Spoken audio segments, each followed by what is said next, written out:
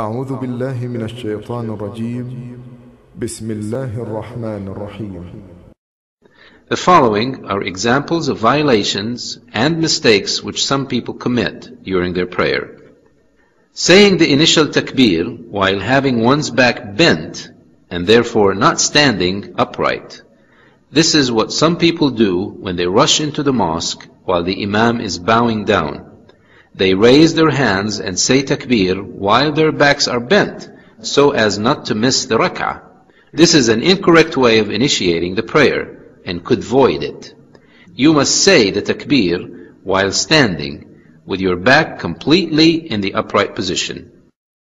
Some people do not have any tranquility during their prayer. They seem to perform it at the same speed that a crow pecks at the ground. You must not shorten your prayer in a way which would contradict or nullify the necessary submissiveness and tranquility.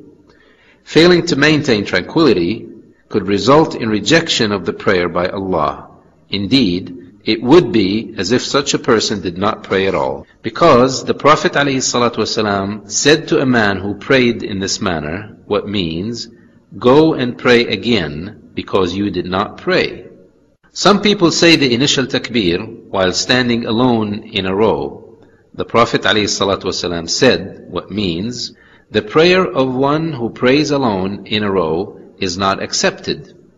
However, if you have a legitimate excuse, such as not being able to find another person to stand with you in the row, and you fear missing the prayer by waiting, then you may pray alone in the row, and your prayer will be correct. Some people race the imam in his movements. To do so is a sin. If you say Ameen before the imam, then you will miss a great reward.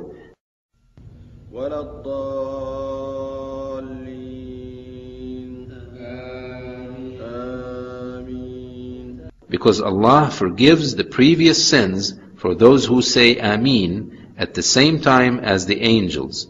And the angels only start to say Ameen after the Imam starts to say it.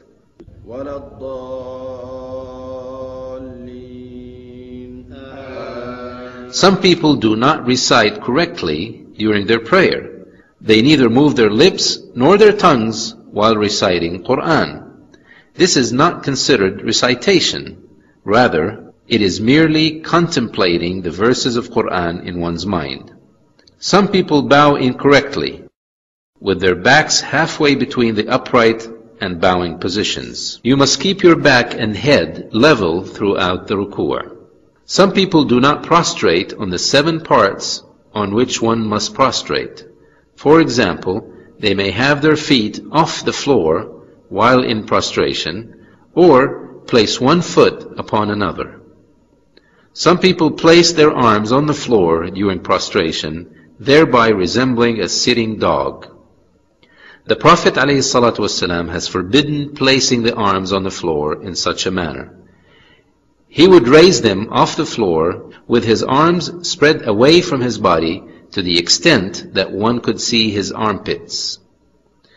If you are praying in congregation, however, then you should not exaggerate in rising or spreading your arms to avoid harming those praying next to you. But you must raise your elbows off the floor. Some people lean against a wall or a pillar during their prayer, to the point that if the wall or pillar were to be removed, they would collapse to the floor. Such a prayer is incorrect, because the person praying in such a manner is not considered to be standing. Some people do not place their nose tightly on the ground during prostration. Some people are inattentive during prayer and not aware of what is being recited. Some do not even realize what they themselves are saying while praying. Also, during prayer, their eyes and hearts wander about. This reduces their reward and contradicts submissiveness and tranquility in prayer.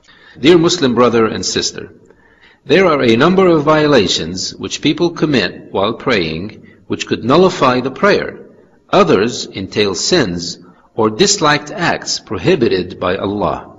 Therefore, you must be careful not to commit such violations in order to preserve the completeness of your prayer. We ask Allah the Almighty to grant us knowledge from what we have learned, and we ask Him to enlighten us in our religion and enable us to follow the Sunnah of the Prophet ﷺ.